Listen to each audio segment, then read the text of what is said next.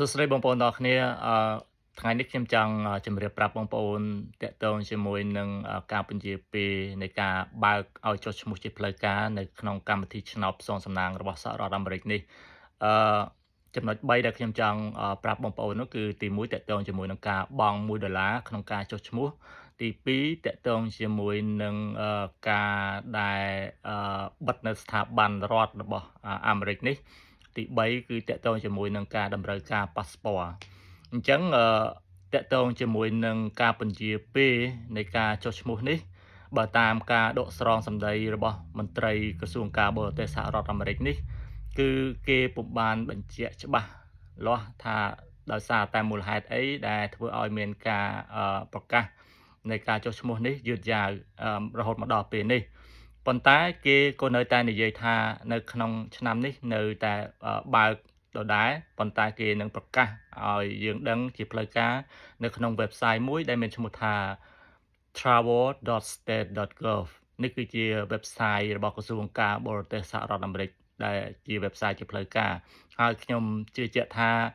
អឺនៅបណ្ដាស្ថានទូតផ្សេងៗនៅក្នុងប្រទេសដែលគេ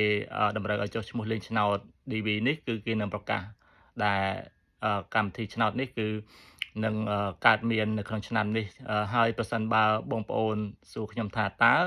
តម្រូវឲ្យមានប៉ាសពតដែរអត់គឺគេនិយាយថាប៉ាសពតនៅក្នុងឆ្នាំនេះប្រហែលជាមិនតម្រូវទេដោយសារតែច្បាប់នឹងពុំទាន់បាន